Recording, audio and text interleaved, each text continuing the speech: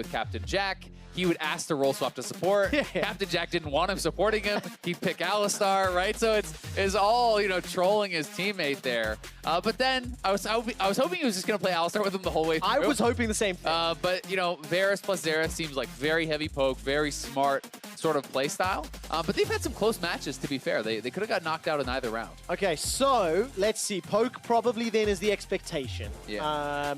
It's sort of the safer option. You can still go for the kills, victory.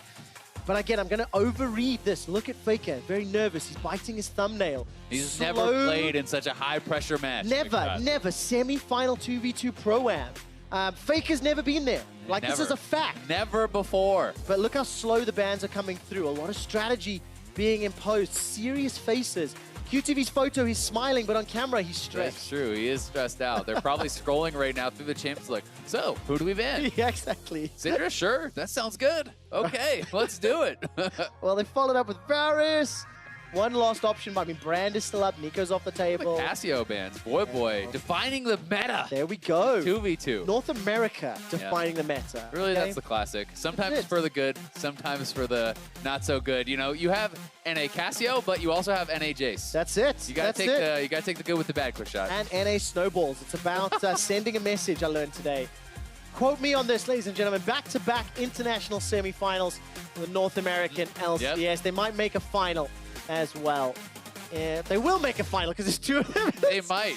We might find a way to Oh, lose my that. word. Okay. I've been more disappointed before. Who knows? They could both get disqualified and Europe somehow gets in there to find a replacement. All right, I'll get League Ops on the line when we're in game, see if we can find out a loophole. But it's going to be another pivot. Captain Jack and Faker are going to play something a bit different. Ezreal and Urgot.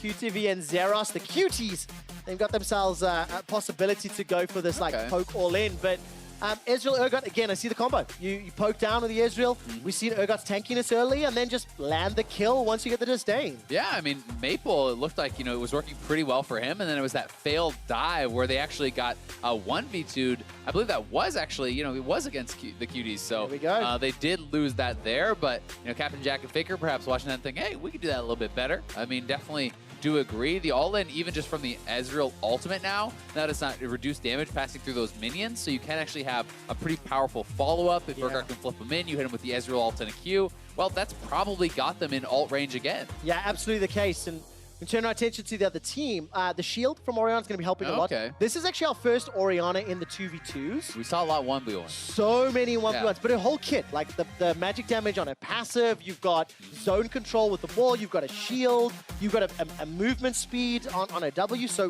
the kit just really works in this format of the game. Yeah, it definitely does. I also think one of the kind of undervalued things is that you don't have wards on this map, so actually being able to check the brushes with the ball is also pretty decent, having a little bit of vision control there if like people want to try to play that brush. So we'll see what the strategy is going to be. If Faker's going to go for more of a poke style Ezreal, if he's going to go for more sustain, you know, there are some options here. It is airy. Okay. All right, let's see what they do. Ladies and gentlemen, welcome to the 2v2 Pro-Am semi-finals. All the bragging rights and that charitable donation is on the line. Quick reminder, you get win by getting 100 CS, 2 kills or the tower. And right now it's Korea taking on Vietnam. LCK versus the VCS. Advantage, Captain Jack and Korea with the Mystic Shot to the face of Zeros. Yeah, nice start there for them. And you know, you can see Faker is playing Aftershock, which, you know, really does kind of lend itself to that all-in. You hit the flip, you get that Aftershock. That, plus your W shield is actually very, very powerful. It makes you pretty tanky. And, you know, they should have a really strong all-in, especially if Captain Jack is hitting a lot of these Qs as he has been so far. Well, Captain Jack and Faker have already got themselves a couple Mystic Shots. Decent start to this game. The Biscuits, again, we're seeing them so frequently again. It just fits everything that you want from this map. I mean, it's guaranteed sustain, right? Yeah. And it's also, you know, if you're getting poked out, hey, that pops up. Maybe you don't have to base at a bad time. Maybe you're not going to fall behind in the farm. So certainly I think it is the best secondary. The only kind of caveat to that is maybe if you're playing against something like the Darius Leona, the only way they win is with a full 100-0 all-in because they have no poke. So then maybe resolve secondary makes more sense, but it's mostly been poke versus poke where Biscuits reign supreme. Well, a lot of credit here to Captain Jack. I really feel like he's putting a hurting on those Mystic Shots. QTV and Zeros, you play a little bit more behind that minion wave if they can. Obviously, when you have minions, right now there's nothing to work with. And again, Zeros just gets chunked down, so gonna start burning through those consumables already. And this is a good start. The Seer doesn't find Faker, Pillar of Flame does. That's very good reply from QTV, and look at how low Korea have gone down. Yeah, I mean, Captain Jack got hit by a few of those dissonances and command attacks from the Orianna ball. So despite the fact that he's been pretty on point with his Mystic shots, he's the one who's actually lower on health. They did get a potion out of Zeros, but Faker trying to juke out a lot of these spells. Oh, going very aggressively forward. Faker down to 150. Summoner heal's been used. Flash away. Burning is ticking. Zeros stays alive. The Mystic shot misses its target. Still up. There goes the flash engage. And it's a chase down from Zeros. Zeros 100 HP and they back. So 1-2 summoner spells blown by Faker. The same for Zeros. Yeah, Zeros is down, but we see both Captain Jack's summoners are available. So it's 3 used compared to the 2. They are going to start popping up these potions. The all-in could be pretty scary. Again, you have to remember, Zeros is going to be flashless if he ever gets caught. Certainly won't have much of a way to escape here. No, definitely not. The QTs from Vietnam, they're down in CS, 6 at the moment. If they pick up most of this, they've still got their entire minion wave that'll push towards Korea. So we're talking sort of a 8-ish advantage with CS on the map. And Captain Jack and Faker will be happy. I mean, they've got the kill potential if they want to play for 6.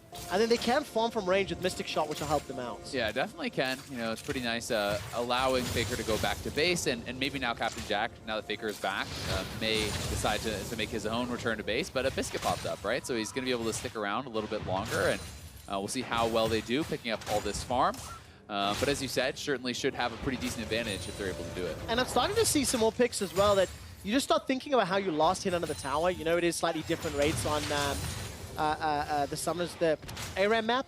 But Shotgun Knee is very useful. Mystic Shot, Damage Amp, very useful. Just helps you guarantee those last hits when CS is a win condition in this mode. Yeah, totally. It is a pretty big deal. And also, I mean, CSing from range is obviously that much easier. We'll see how they're going to be able to do it. The Vietnamese team, definitely, they are behind the VCS squad, but that being said, their all-in is also very powerful. Faker does not have an ultimate. If you can get a full brand combo into a shockwave, that is pretty terrifying too, so we'll see.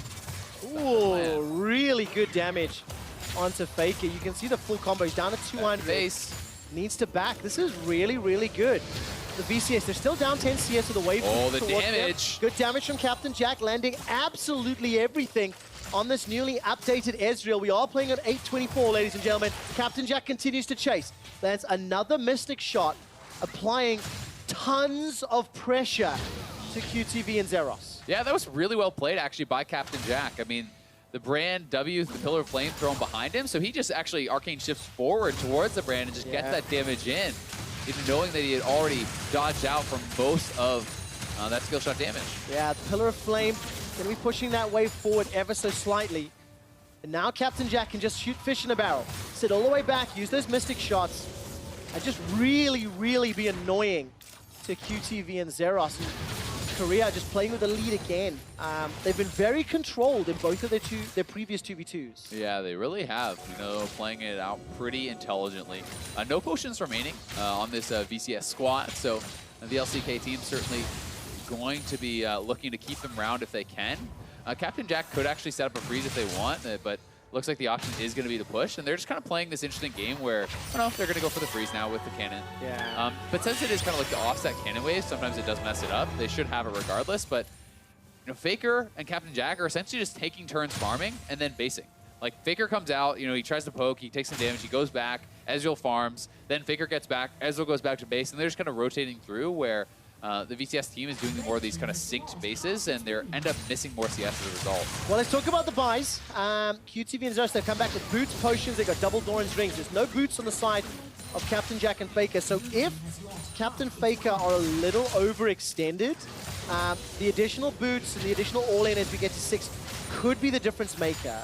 Definitely could. I mean, if you could dodge out a skill shot, if Faker can't close the gap, that's a really big deal. Yeah. Faker is now 6. Both Brand and Orianna are sitting at 6, so we're kind of just waiting for Captain Jack here. And then if they can find it, we could see them go. And Faker trying to close the gap. Oh, stepping forward, that Pillar of Flame. Again, the threat, if you step into it, the follow-up, now that Pyroclasm is available and the Shockwave. And look at Captain Jack and Faker. They're respecting the Q. and respecting their command attack. 63 CS to 53. It's still Korea in control, so it's up to Vietnam to make a play. They've got a big wave to push, but if they want to win and have that advantage, they need to push back on the CS, Azael. Yeah, Captain Jack not able to hit with the ultimate there, but you can see the VCS team is trying to... Oh, nicely done by Captain Jack. Caught by the shockwave, though. Shockwave comes back. Pyroclasm starts to bounce. The Fear Beyond Death is flashed away from it. Faker doesn't care. Lands a disdain. Zeros goes down with 0 HP. Now QTV is trying to get the kill. The burst of the bomb. Not enough to kill Faker yet. Flash is already used. Continues to chase. QTV needs to land the skill shots. And Korea, they've escaped for now. Seer is available for QTV, but he will not find an opportune target. Flash, disdain, the shield, QTV's down. Captain Faker advanced to the finals. So well done there. Faker still had the flash. He finds the brand, but that was close to being another 1v2 turnaround from this VCS squad. They were able to do it against the LMS players earlier, but not quite able to pull it off here against Captain Faker, who were just looking so clean. Really well-coordinated duo there. Well, North America are going to start getting nervous. Captain Jack with the best celebrations here at All I just want to see Faker do that with him. Yeah. That would be fantastic. But here it was one more time. The ult bounce is not quite enough to actually take down Captain Jack, and then Faker, soaking up so much damage with the Aftershock. Captain Jack comes back in, and it's here that you're thinking, well, maybe Brand can actually just kill them both. I mean, Faker, though, squeezes out with almost no health, waits for his cooldowns to come back up, gets the flash E, knocks him back up. Captain Jack on point with the skill shots. Yeah. They pick up the second kill. That was just very well done. And yeah, even the VCS team giving him a round of applause. Well deserved. Well, congratulations to the VCS representatives, QTV and Zeros. The Cuties, they are eliminated in the semifinals. But they're still looking good. After a very deep run, and they've got themselves that 10 grand towards the charity. All right, let's turn our attention to the other side of the bracket. It is all North America.